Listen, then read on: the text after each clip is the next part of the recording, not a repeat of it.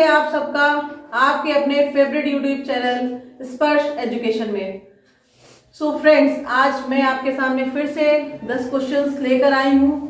ये बहुत ही important questions है और आपको जी तोड़ मेहनत करनी है, इनको लगाना है और मेरे साथ एक एक स्टेप बाय स्टेप चलते जाना है। ठीक है, तो आई थिंक मैं स्टार्ट यहाँ करूंगी और आप सबकी कॉपी पेन वहां चालू हो चुकी होगी। तो चलिए स्टार्ट करते हैं, ये नया सेशन स्टार्ट करते हैं। पहला क्वेश्चन क्या है, 20 मीटर कपड़े का मूल्य 240 रुपए है, तो 32 मीटर कपड़े का मूल्य क्या होगा। देखिए, हर क्वेश्चन को आपको ये समझना है कि क्वेश्चन किस टॉपिक का है और क्या कह रहा है। ठीक है, पहले आपको क्वेश्चन को समझना है, देन आपको उसके आंसर तक जाने की कोशिश करनी है। तो पहले हम क्वेश्चन को समझते हैं। ये एक एक नियम का क्वेश्चन है, इसमें मूल्य दिया है, कुछ चीजों का मूल्य दिया है और ज्यादा चीजों का पूछा गया है। तो ये चूकी से लगाने वाला आपने हमारे पहले के जो जितने भी वीडियो देखे उसमें हम लोगों ने इस तरह से सब बताया हुआ है और आप हमारे वीडियोस और पिछले जो वीडियोस है वो देखते चलिए, उससे आपको और क्लियरिटी होती चलेगी। लेकिन ये क्वेश्चन कैसे लगाना है तो मैं यहाँ पे आपको बताती हूँ। पहला क्वेश्चन, 20 मीटर कपड़े का मूल्य 240 रुपए, तो कितने मीटर कपड़े का मूल्य बोला जा रहा है, 20 मीटर। मैं थोड़ा बड़ा आज लिख रही हूं क्योंकि पिछली बार मुझे लगा था कि मैंने काफी छोटा लिखा था। 20 मीटर कपड़े का मूल्य कितना दिया है, 240 रुपए। ठीक है, और हमसे पूछा क्या जा रहा है, 32 मीटर कपड़े का मूल्य। 32 मीटर कपड़े का मूल्य हमसे पूछा गया है। मैं यहां लगा रही हूं दोस्तों, पर आई थिंक आप सब वहां मुझसे पहले स्टार्ट कर चुके होंगे, क्योंकि अगर आप नवोदय की तैयारी कर रहे हैं तो आपको हम सारे टीचर से दुगना फास्ट होना पड़ेगा। ठीक है, तो स्टार्ट करते हैं। चूंकि इस तरह से हम चूंकि का चिन्ह लगाते हैं, 20 मीटर कपड़े का मूल्य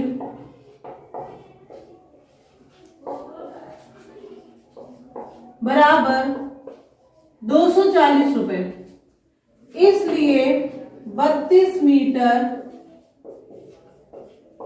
कपड़े का मूल्य बराबर क्या। तो क्या आपको पता है कि 240 ये वाली संख्या क्या होती है, गुणित में चली जाती है, मल्टीप्लाई में, और ये वाला जो यहाँ पे डिजिट दिया होता है वो नीचे आ जाती है। ठीक है, इसको भाग में लेके आते हैं। तो अब हम इससे क्या करेंगे, काट लेंगे। तो 0 से 0 कैंसिल। आपको पता है यहाँ हम ये देखिए 2 से कटने का नियम अप्लाई करेंगे। ये 2 से कट रही है दोनों संख्या, लेकिन हम इसको काटेंगे तो आ जाएगा 12। अब हम 12 का मल्टीप्लाई इसमें कर देंगे, 12 दूनी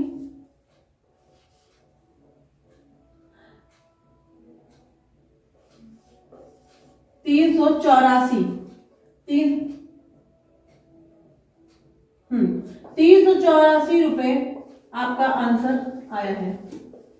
ठीक है, आप देख सकते हो एक बार फिर से कि आपका आंसर क्या दिया हुआ है, मैंने किस तरह से ये क्वेश्चन सॉल्व किया। आपको अगर कोई भी क्वेश्चन में कोई डाउट लगे तो आप उसका स्क्रीनशॉट ले सकते हैं और क्वेश्चन आपको स्क्रीन में नजर आ रहे होंगे। ठीक है, एक बार मैं फिर से इसको देख लेती हूँ, बता देती हूँ। 20 मीटर कपड़े का मूल्य दिया था मुझसे और 32 मीटर कपड़े का मूल्य पूछा था, तो बस चूंकि से हमने सॉल्व किया। 20 मीटर कपड़े का मूल्य 240 रुपए, इसलिए 32 मीटर कपड़े का मूल्य, इसको हमने गुणा भाग करके, ठीक है, काट के पूरा निकाल दिया है। तो आंसर आपके सामने है। आई थिंक आपको डिविजिबिलिटी नियम जो है, जो रूल्स होते हैं वो सारे पता होंगे। कटने के नियम जो होते हैं वो सब आपको पता होंगे। अगर वो आते हैं तो आपको काटने में प्रॉब्लम नहीं आएगी, इसलिए आप इस तरह से इसको काट भी सकते हैं। आप इसको भी काट सकते थे। ठीक है, तो ये हमारा आंसर है। आई होप आप सबको समझ में आया होगा। चलिए चलते हैं दूसरे क्वेश्चन की ओर। सो फ्रेंड्स, अब हम सेकेंड क्वेश्चन की ओर चलते हैं। सेकेंड क्वेश्चन आपके स्क्रीन पर नजर आ रहा होगा, तो आप देख सकते हैं हमारा सेकेंड क्वेश्चन है, वह बड़ी से बड़ी संख्या ज्ञात करें जिससे 804 तथा 1745 भाग देने पर क्रमशः 5 तथा 6 शेष बचे। तो टॉपिक आपका है लासा मासा। इस टॉपिक से ये क्वेश्चन आया है और यहाँ पे कहा जा रहा है बड़ी से बड़ी की बात की जा रही है। जब भी बड़ी से बड़ी की बात की जाती है तो हम मासा की बात कर रहे होते हैं। ठीक है, बड़ी से, ये पॉइंट आप नोट कर लीजिए, जब भी किसी क्वेश्चन में बड़ी से बड़ी आता है तो वहां पर हम मासा की बात करते हैं। ठीक है, मासा की बात हो रही है, यहाँ पे हमें मासा निकालना है। पर एक चीज इसमें कही गई है क्वेश्चन में, कि क्वेश्चन में बोला गया शेष बचे, 2 डिजिट दी है जो बोली गई है शेष बचे। तो शेष बचने, जब भी शेष बचने की बात बोली जाती है तो हम क्या करते हैं, संख्याओं से उन संख्याओं को माइनस कर देते हैं। 804 और बोला गया 1745, 1745 एंड 800। तो इसमें क्या करना है, बोला गया 5 और 6 शेष बचे, तो हम पहले इसमें 5 माइनस करेंगे और इसमें 6, क्रमशः मतलब क्रम से माइनस कर दिया जाता है, फिर इसका मासा निकाला जाता है। तो पहले हम माइनस कर लेते हैं, तो यहाँ पर आ जाएगा 9, देन 9 और यहाँ पे 7 माइनस करने पर, और यहाँ पर आएगा 9 3 7 1। ठीक है, तो आंसर इसको माइनस करने पे आंसर आया 799 और इसको माइनस करने पे आंसर आया है 1739। जब भी बड़ी से बड़ी और मासा की बात की जा रही होती है और उसमें कहा जाता है शेष बचे, तो हम क्या करते हैं, माइनस कर देते हैं, उसके बाद जो नई संख्या निकल कर आती है उन्हीं संख्याओं का हम मासा निकालते हैं। तो चलिए हम मासा निकालते हैं। मैंने रफ कर दिया है यहाँ पे ये, और 1739। ठीक है, अब इनका हमें मासा निकालना है, तो मासा निकाल लेते हैं। पहले छोटी संख्या से बड़ी संख्या को क्या करेंगे, भाग देंगे। तो देखिए कितनी बार जाएगा, इसको हम लगभग मान में ले लेते हैं। भाग देने का तरीका मैंने इससे पहले वाले वीडियोस में भी बताया हुआ है, आप यहाँ पे देख सकते हैं। इसमें इसको हम लगभग मान में ले लेंगे तो ये 800 के लगभग होगा।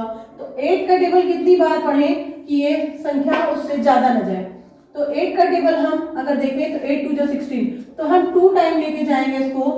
तो यहाँ पे आ जाएगा 8, फिर 9, देन 1, 15। ओके, इसका मल्टीप्लाई कर लिया जाता है और देख लिया जाता है 799 2 ये होता है। अब हम इसको माइनस कर लेंगे, तो यहाँ आएगा 1 और यहाँ पर आएगा 4, देन यहाँ पर 1। ओके, ये कैंसिल हो जाएगा। अब जो यहाँ पर इन दोनों का जो शेषफल आता है उसमें हम क्या करते हैं, उस शेषफल से फिर जिससे हमने क्वेश्चन स्टार्ट किया था उसको हम भाग देते हैं। तो 799 में इसका हम भाग दे देंगे, तो कितनी बार जाएगा यहाँ पे देख सकते हैं। तो ये अगर हम देखें तो इसको 5 टाइम ले जाएंगे तो आराम से हो जाएगा। तो 5 1 5, क्योंकि 6 बार ज्यादा चला जाएगा, 5 4 20।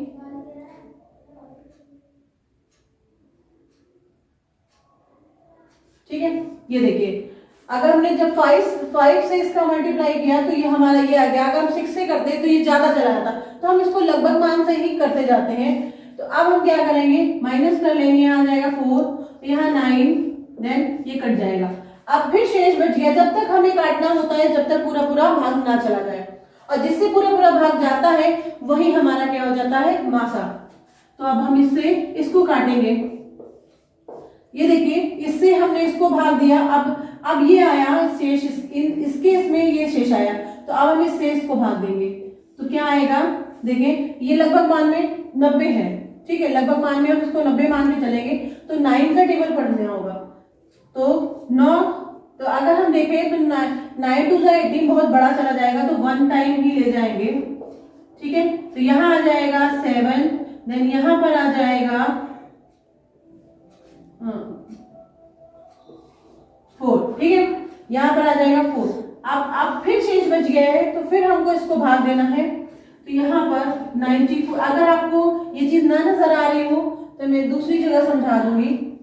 ठीक है, तो अब इसको हम देखेंगे तो 2 टाइम ले जाएंगे, क्योंकि अगर आप ध्यान दें तो ये 50 के लगभग है, तो 50 का हम 2 बार पढ़ सकते हैं। तो ये हम इससे 2 से मल्टीप्लाई करेंगे, तो देखिए आंसर 2 7 14 एंड 2 4 देन 9। तो ये पूरा पूरा यहाँ पे भाग चला गया।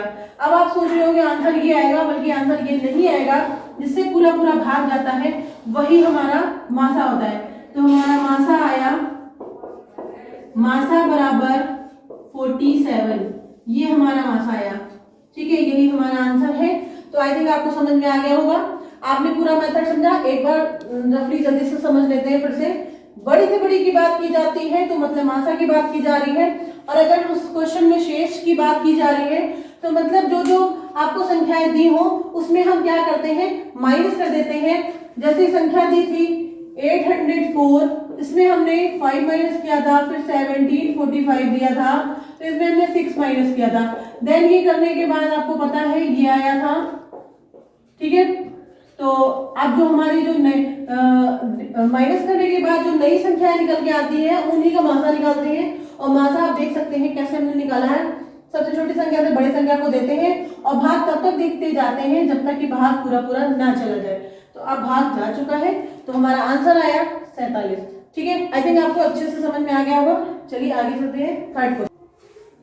चलिए थर्ड क्वेश्चन की ओर चलते हैं।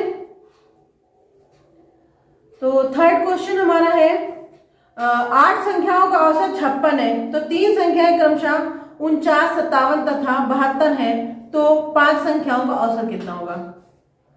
अपने को ये औसत का है सवाल, तो आपको पता है कि औसत के सवाल में पहले हमें क्या करना होता है, योग निकालना होता है। यहाँ पे ये औसत दिया है, ठीक है, और हमें संख्याएं बताई गई कितनी राशियां हैं। तो जब राशियां पता हो और औसत दिया हो तो हम पहले संख्याओं का योग निकाल लेते हैं। तो 8 संख्याओं का बोला जा रहा है, 8 संख्याओं का औसत कितना है, 56, ठीक है। तो अभी हम क्या करेंगे, इनका मल्टीप्लाई करके इनका योग निकाल लेंगे। तो मल्टीप्लाई किया हमने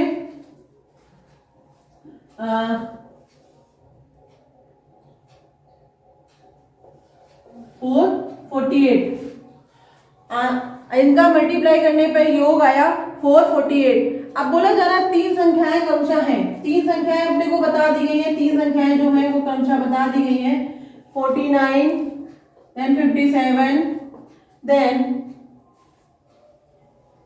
72, ठीक है। देखिए ये आपको 8 संख्याओं का दे दिया है और ये आपको अलग से 3 संख्याएं दी हैं। उसके बाद पूछा जा रहा है 5 संख्याओं का औसत। तो जब अपने को ये अलग अलग संख्याएं दे दी गई हैं तो हम पहले इनका योग निकाल लेंगे। योग क्यों निकालेंगे, क्योंकि ये 3 संख्याएं हमें हटानी है, इसमें ये 3 है, इन तीनों को जब हटाएंगे तभी हमें 5 संख्याएं मिलेंगी, और जब 5 संख्याएं का योग मिल जाएगा तो हम औसत निकाल लेंगे, ठीक है। तो हम पहले इसको प्लस कर लेते हैं,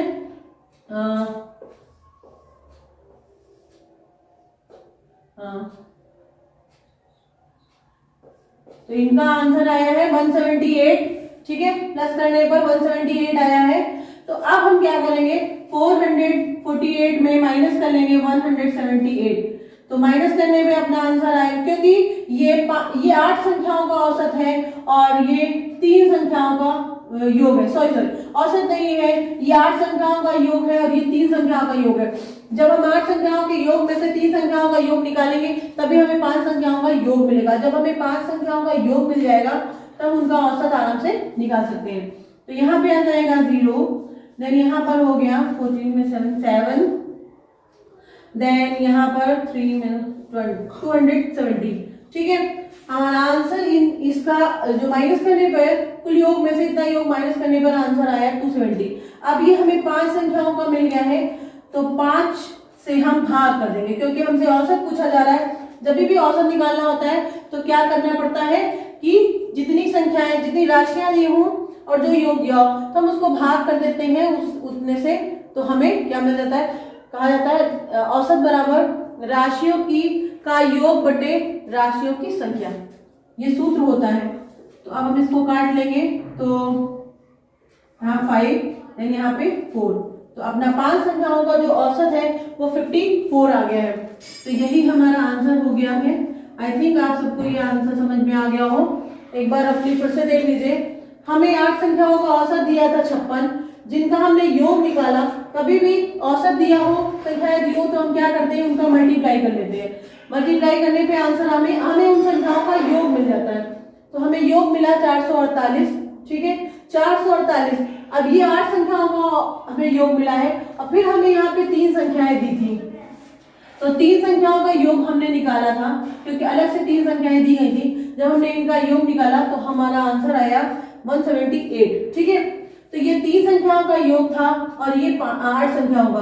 8 संख्याओं के योग में से हमने 3 संख्याओं का योग घटाया तो अपने को आंसर मिला 270। 270 जो है ये 5 संख्याओं का औसत मिला है, 5 संख्याओं का योग मिला है। जब हमें 5 संख्याओं का योग मिल गया है तो हम 5 से अगर भाग देंगे तो हमें औसत भी मिल जाएगा। तो ये है हमारा आंसर। आई थिंक आप सबको समझ में आया होगा। चलिए चलते हैं अगले क्वेश्चन। सो फ्रेंड्स, अब हम 4th क्वेश्चन की ओर चल रहे हैं। देखिए मैं थोड़ा सा जल्दी क्यों करती हूँ, क्योंकि बहुत ज्यादा वीडियो लेंथी हो जाता है और इसको डाउनलोड करने में बहुत प्रॉब्लम होती है, इसलिए आप लोग इसको रिवाइंड कर करके देख लीजिएगा। अगर कहीं पर भी आपको नहीं समझ में आ रहा तो आप इसको रिवाइंड करके देखिएगा। तो चलिए स्टार्ट करते हैं। 4th क्वेश्चन की ओर चलते हैं। किसी विद्यालय में लड़के तथा लड़कियों का अनुपात 5:2 है। यदि लड़कों की संख्या 150 है तो विद्यालय में कुल कितने छात्र हैं? ठीक है, तो विद्यालय में देखिए यहाँ पे अनुपात की बात की जा रही है। जब भी अनुपात की बात होती है तो आपको मैंने बता रखा है, बोला गया है 5:2। 5:2। अब ये लड़कों का अनुपात है, या इंग्लिश में लिख लेते हैं, ये बॉयज का है यानी ये गर्ल्स का है। ठीक है, इससे आइडिया रहेगा कि क्या। तो अब यहाँ पे हमें क्या दिया है, 150 लड़कों की संख्या दे दी है। ठीक है, बॉयज की संख्या यहाँ अनुपात के रूप में दिया है और यहाँ पर आगे क्वेश्चन में संख्या के रूप में भी दे दिया है 150, जो बॉयज का दिया है कि 150 बॉयज है। ठीक है, लड़के हैं। तो क्या करते हैं, हम इन दोनों का योग कर लेते हैं। क्यों योग करेंगे आपको बता दें, इसलिए योग करना पड़ेगा क्योंकि हमें पता चल जाए अनुपातिक योग से हम ये निकाल सकते हैं कि जब अनुपातिक योग ये है तो बॉयज है 5 और जब बॉयज ये है तो रियल में क्या, क्योंकि हमें कुल बच्चे निकालने हैं। तो अनुपातिक योग हमें करना है, करेंगे तो कितना आएगा 7। ठीक है, 7 आएगा। ठीक है, मतलब बॉयज एंड गर्ल्स का अनुपातिक योग आया है 7, मतलब 7 बच्चे हैं। टोटल 7 बच्चे अनुपात के हिसाब से। ठीक है, अनुपात के हिसाब से 7 बच्चे हैं। तो अब हम निकाल लेंगे, चूंकि यहाँ पे देखिए 5 बॉयज दिए, यहाँ पे 150 दिए हैं, तो क्या करेंगे, चूंकि जब लड़के हैं 7, लाइन लिखेंगे, जब लड़के हैं 5, ठीक है, तब अनुपातिक योग है कितना 7। इसलिए जब लड़के हैं 150 तब अनुपातिक योग। ठीक है, तो 7 इसके मल्टीप्लाई में ये जाता है, आपको पता है नीचे वाली जो संख्या होती है वो मल्टीप्लाई में चली जाती है और ऊपर वाली डिवाइड में। तो यहाँ पे 5 आ जाएगा। अब हम 5 से इसको काट लेंगे, ये कट रहा है 3 बार, और इसका मल्टीप्लाई करेंगे तो क्या आ जाएगा 210। तो अपने को ये पता चल गया कि 210 छात्र हैं। कुल छात्रों के बारे में पूछा था तो कुल छात्र हैं 210। ठीक है, अगर इसमें ये पूछ दिया जाता कि लड़कियां कितनी हैं तो 210 में से 150 हम घटा देते तो हमें लड़कियां भी मिल जाती, लेकिन जो पूछा गया है वो बताना है। तो हमारा आंसर आ गया है। तो चलिए अब चलते हैं नेक्स्ट क्वेश्चन की ओर। 5th नंबर क्वेश्चन है, किसी संख्या से उसका 20% घटाने पर 80 प्राप्त होता है तो वह संख्या क्या होगी? ठीक है, 5th क्वेश्चन जो दिया है, जब किसी भी संख्या में हम उसका 20% घटाते हैं तो हमें 80 प्राप्त होता है। ये देखिए प्रतिशत का सवाल दिया है, सवाल नंबर है आपका 5th नंबर सवाल कि कोई भी संख्या है, आई डोंट नो, वो संख्या बताई नहीं गई है, बोला जा रहा है इसमें इसका 20% घटा दें तो हमें क्या मिलता है 80 मिलता है। ठीक है, हमें वो संख्या बताई नहीं जा रही है। देखिए एक तरह से इस तरह से भी कर सकते हैं और एक तरीका दूसरा है, वो भी मैं जल्दी से बता दूंगी। तो बोला जा रहा है x में, हमने x मान लिया है, माना x में x का 20% घटाने पर 80 प्राप्त होता है। तो क्या करेंगे, ये जो है ये उधर चला जाएगा, पलट जाएगी संख्या, x माइनस x बराबर, इसको ऐसे भी कर सकते हैं। देखिए ये आपको थोड़ा सा x के हिसाब से टफ लगेगा तो आप यहाँ पे करिए -100 मान के करेंगे, क्योंकि प्रतिशत की बात हो रही है तो हमेशा यहाँ पे 100 मान लेना चाहिए। जब 100 मानेंगे तो 100 में से 100 का 20% हमको घटाने पर क्या मिल रहा है, 80 मिल रहा है। तो क्या सही है? तो देख लेते हैं। 100 से 100 कैंसिल, तो अब आप देख सकते हो कि 100 में अगर मतलब 100 का 20% कितना आया, 100 का 20% आया 20, ठीक है। 100 का 20% आया 20। तो अब हमने देखा 100 में 20 हमने घटाया तो हमें 80 मिल रहा है। तो हमारा आंसर जो होगा, जो हमने माना है वही हमारा आंसर हो जाएगा। यही मेथड देख सकते हो, यही मेथड सही है, ऐसे नहीं आ रहा है, आ जाएगा पर उसको थोड़ा सा टाइम लगेगा। तो आप यही मेथड देखिए कि यहाँ पे मान लीजिए 100, अगर आप 100 नहीं आप कोई भी संख्या मान सकते हो, तो उसमें उसका 20% घटाने पर हम आपको दूसरी संख्या मान के दिखाते हैं। देखिए क्या आंसर हमारा आ रहा है कि नहीं आ रहा है। तो चलिए दूसरी संख्या मान लेते हैं जल्दी से। मान लेते हैं 20, ठीक है, 20 मान लेते हैं, माना संख्या 20। तो 20 में 20 का 20% घटाने पर हमें क्या प्राप्त होगा वो हमें देखना पड़ेगा। तो हम दोनों जीरो गए, तो क्या प्राप्त होगा, 20 में 4 माइनस किया तो 16 प्राप्त होगा। चूंकि जब प्राप्त हो रहा है 16 तब संख्या मानी 20, इसलिए जब प्राप्त हो रहा है 80 तब। तो ऐसे कर लेंगे, ये ऊपर चला गया, ये नीचे आ गया, ये 4 बार चला जाएगा, ये 5 बार जाएगा, और इससे इसको काट देंगे। तो आप देख सकते हो क्या आया आंसर, 100, ठीक है। 20 बचे 100, तो आंसर अपना ऐसे आ जाएगा। आप जल्दी से फिर वर्बली देख लीजिए। आप कोई भी संख्या मानिए, उस संख्या में बोला जा रहा है, उस संख्या में उसका 20% घटाने पर हमें क्या मिल रहा है, 80। तो यहाँ पे हमने एक संख्या मानी, उसमें हमने उसका 20% घटाया तो हमें मिला 16। तो चूंकि जब 16 मिल रहा है तब संख्या हमने क्या मानी थी, 20, इसलिए जब 80 मिल रहा है तब हमने संख्या, तो हमने ऐसे काट पीट के निकाला। तो आप देख सकते हैं आंसर आया 100, ठीक है। तो ये हमारा आंसर है। आई थिंक आपको समझ में आ गया होगा। चलिए चलते हैं नेक्स्ट क्वेश्चन की ओर। नेक्स्ट क्वेश्चन है 6 क्वेश्चन। एक टीवी को 5,000 रुपए में खरीदा गया, उसे कितने में बेचा जाए कि 20% का लाभ मिले। क्वेश्चन ये आप समझ सकते हैं, क्रय मूल्य विक्रय लाभ हानि का ये क्वेश्चन है। तो चलिए स्टार्ट करते हैं क्वेश्चन को। 6 नंबर क्वेश्चन कह रहा है कि पहले अपने को पता होना चाहिए कि क्रय मूल्य क्या दिया है। हमने पहले सब कुछ बता रखा है कि क्रय मूल्य क्या होता है, विक्रय मूल्य क्या होता है। तो यहाँ पे क्रय मूल्य होता है खरीदा जाने वाला मूल्य, ठीक है, उसको हम क्रय मूल्य कहते हैं। एक टीवी को 5,000 रुपए में खरीदा गया, मतलब उसका क्रय मूल्य है 5,000 रुपए, और उस पर लाभ बता रहे हैं, लाभ प्रतिशत दिया जा रहा है जो 20%, ठीक है, 20% का लाभ हो रहा है। तो टीवी को कितने में बेचा जाए कि 20% का लाभ मिले, ठीक है, विक्रय मूल्य पूछा जा रहा है। तो क्या करेंगे हम यहाँ पर डायरेक्ट 5,000 का 20% निकाल देंगे, तो अपने को पता चल जाएगा कि अभी हमें लाभ निकालना है, ठीक है। तो लाभ प्रतिशत दिया है, लाभ प्रतिशत निकाल के उसमें जोड़ नहीं सकते, पहले अपने को लाभ निकालना है। तो हम 5,000 का 20% जब निकालेंगे, आपको पता है प्रतिशत कैसे निकालते हैं, इस तरह से, और 2 शून्य कट जाएंगे तो आंसर आ जाएगा 1,000, ठीक है। अब ये हमें 20% का मान मिल गया, मतलब इतना लाभ। जब हमने 5,000 में चीज को खरीदा है, उसको कितने में बेचा जाए कि 1,000 रुपए का लाभ मिले, मतलब 20% का लाभ मिले। तो ये 1,000 अगर हम जोड़ देंगे क्रय मूल्य में, लाभ का सूत्र आपको पता है, लाभ बराबर क्रय मूल्य धन प्लस विक्रय मूल्य, ठीक है। तो क्रय मूल्य है अपना 5,000 और विक्रय मूल्य सॉरी यहाँ पे मैं यहाँ पर लाभ लिख दी हूँ, यहाँ विक्रय मूल्य का सूत्र लगाना है, यहाँ पे लाभ लिखना है, ठीक है।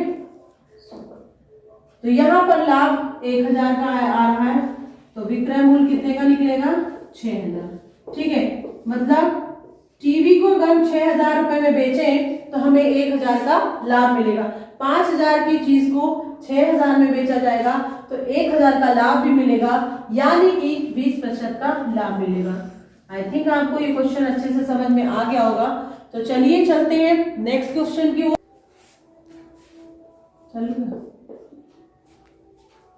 7 नंबर क्वेश्चन आप देख सकते हैं।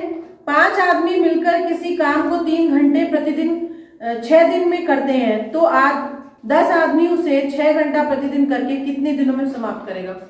तो क्वेश्चन आपकी स्क्रीन पर दे रहा होगा। इसको उसी तरह से करते हैं जैसे मैंने बता रखा है, आदमी, दिन और घंटे। ठीक है, अब यहां पर पहले क्या दिया है, 5 आदमी कितने दिन कर रहे हैं, 6 दिन कर रहे हैं, और कितने घंटे कर रहे हैं, 3 घंटे कर रहे हैं। फिर आदमी बोले जा रहे हैं 10 आदमी 3 घंटे 6 घंटे। ठीक है, ये नहीं दिया गया है, दिन पूछा जा रहा है, तो यहाँ पे का या एक्स कुछ भी रख सकते हैं। अब आप देख सकते हो कि ये सारी संख्याएं एक दूसरे को काट सकती है, नीचे वाली ऊपर को, ऊपर वाली नीचे को, और जो बचेगा उसका हम क्या करेंगे, सामने सामने में मल्टीप्लाई कर देंगे। तो पहले काट लेते हैं, 6 से 6 डायरेक्ट कैंसिल हो रहा है, और यहाँ ये कट जा रहा है, तो आंसर आ रहा है 3/2। ठीक है, 3 ऊपर बचा है, 2 नीचे बचा है, बाकी सब कट चुका है। तो इसको हम भिन्न में बदल लेते हैं, मिश्र भिन्न में, क्योंकि ये भिन्न में दिया है। तो कितना आ जाएगा, 1 सही 1/2, मतलब 1.5 दिन में। ठीक है, 1.5 दिन पूछे जा रहे हैं। अगर 10 आदमी हो जाए और वो प्रतिदिन 6 घंटे काम करें तो 1.5 दिन में पूरा काम समाप्त हो जाएगा। बस आपको इस सिंपल से तरीके से इसको सॉल्व करना है, और कुछ भी इसमें नहीं करना होता है, डायरेक्ट उठा के ऐसे काट दिया जाता है। आई थिंक आप सबको ये क्वेश्चन अच्छे से समझ में आ गया हो। चलिए चलते हैं। तो 8 नंबर क्वेश्चन है आपके सामने कि एक साइकिल सवार 3 मिनट में 1.2 किलोमीटर की दूरी तय करता है तो उसकी चाल प्रति घंटा क्या होगी। ठीक है, चाल पूछी जा रही है, तो चाल का सूत्र आपको पता होना चाहिए। अगर किसी को सूत्र नहीं याद है तो मेरे हिसाब से उसको पहले सूत्रों पे फोकस करना बहुत जरूरी है। सारे फॉर्मूलास अगर पता होंगे तो आप क्वेश्चन को बहुत डीपली समझ पाओगे। ठीक है, तो चाल बराबर होता है दूरी बटे समय।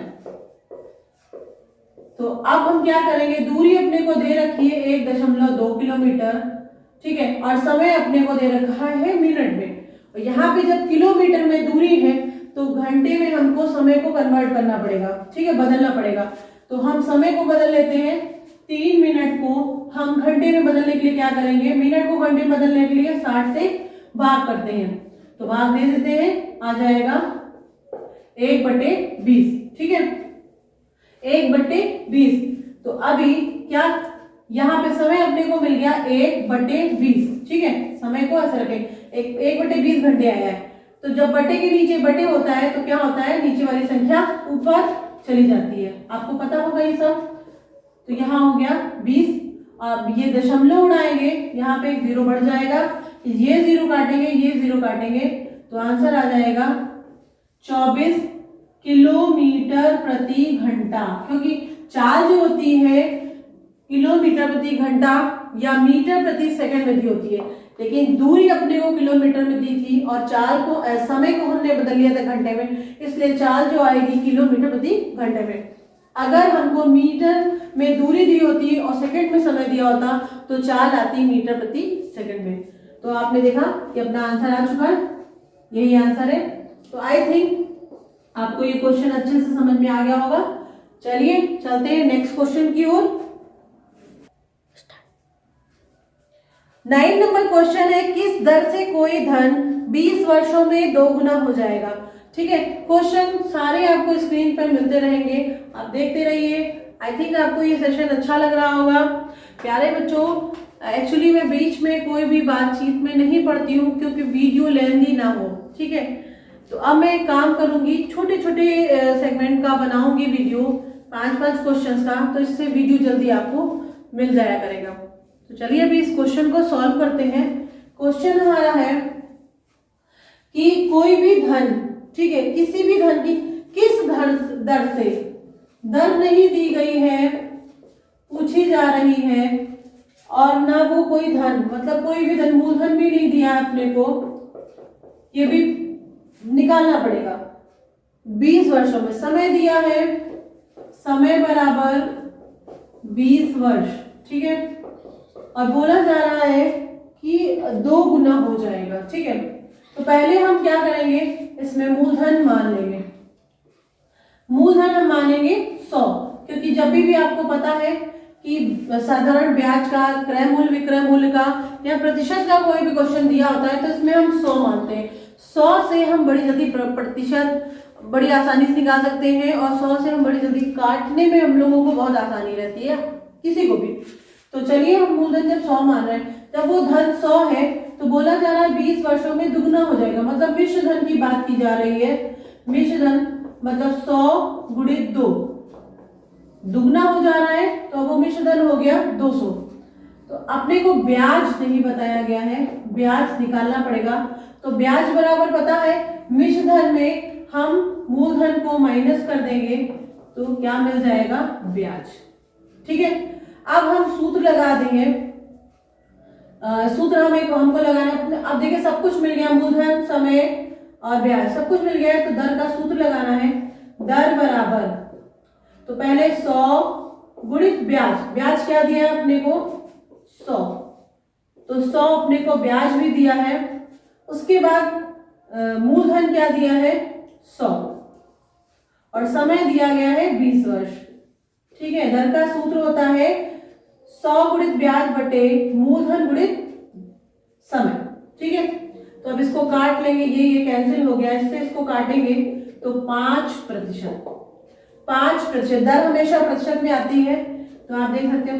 देखिए इसमें कहा गया कोई भी धन, जब कोई भी धन कहा जाता है तो हम हमेशा 100 ही मानते हैं, और उसका जितना दुगना तिगना कहा जाता है तो हम उसको कर देते हैं, वो हमारा मिश्र धन होता है।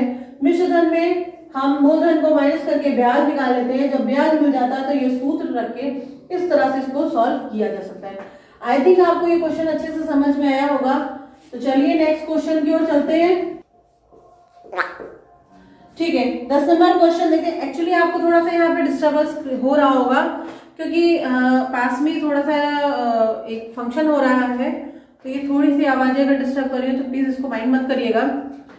स्टार्ट करते, मतलब लास्ट क्वेश्चन की ओर चलते हैं। हमारा लास्ट क्वेश्चन है, एक आयताकार खेत का क्षेत्रफल 240 मीटर की घात 2 है तथा लंबाई 20 मीटर है, तो उसका परिमाप क्या होगा। अब देखिए 10वें क्वेश्चन में अपने को दिया गया है क्षेत्रफल, ठीक है। क्षेत्रफल दिया है 240 मीटर की घात 2, ठीक है, और लंबाई दे दी है अपने को 20, ठीक है, 20 मीटर। अब क्या बोला गया है, परिमाप निकालने को बोला गया है। तो आपको पता होगा कि परिमाप निकालने के लिए हमें लंबाई और चौड़ाई दोनों की जरूरत होती है। यहाँ पे तो क्षेत्रफल दिया है और लंबाई दी है, चौड़ाई नहीं दी गई है। तो हम इस क्षेत्रफल से लंबाई, क्षेत्रफल और लंबाई के थ्रू हम चौड़ाई निकाल सकते हैं। तो इसका सूत्र होता है, अगर आपको सूत्र पता होगा, चौड़ाई बराबर क्षेत्रफल मतलब 240 बटे लंबाई, तो इसको निकाल लेंगे तो आ जाएगा 12, ठीक है। तो चौड़ाई हमको मिल गई है, लंबाई मिल गई है।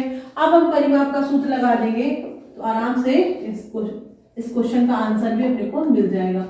तो परिमाप का सूत्र होता है 2 ब्रैकेट में लंबाई धन चौड़ाई, तो लंबाई क्या दी है 20 और चौड़ाई दी है 12, ठीक है। अब इसको सॉल्व कर लेंगे अंदर, तो इसको हटा ही देंगे। अब ब्रैकेट हट जाएगा, जब इसको सॉल्व करेंगे तो ब्रैकेट हट जाएगा, मल्टीप्लाई में आ जाएगा।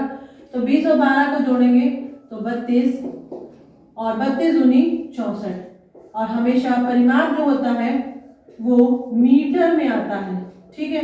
तो यह हमारा आंसर आ गया 64 मीटर। आपने देखा कि हमें क्षेत्रफल दिया था और लंबाई दी थी, अगर यहाँ पे चौड़ाई भी दी होती तो भी आप निकाल लेते। तब सूत्र होता है लंबाई बराबर क्षेत्रफल बटे चौड़ाई, ठीक है। तो यहाँ पे सब दिया था, क्षेत्रफल और लंबाई से हमने क्या निकाली, चौड़ाई। चौड़ाई हमको 12 मिल गई, फिर हमने परिमाप निकाला और परिमाप का सूत्र इस तरह से लगा के निकाल दिया, आंसर आया 64 मीटर। तो आई थिंक आपको ये भी क्वेश्चन बहुत अच्छे से समझ में आ गया होगा। और चलिए, ये हमारे इस सेशन का लास्ट क्वेश्चन था और आई थिंक आपको बहुत अच्छा लगा होगा ये सेशन। अगर आपको ये सेशन अच्छा लगा हो तो प्लीज़ मेरे चैनल को सब्सक्राइब जरूर करिएगा ताकि नेक्स्ट नोटिफिकेशन आपको मिलती रहे, और वीडियो को लाइक करिएगा एंड शेयर जरूर करिएगा, ठीक है। शेयर करना बिल्कुल मत भूलिएगा। तो चलिए फिर मिलते हैं, take care and bye bye.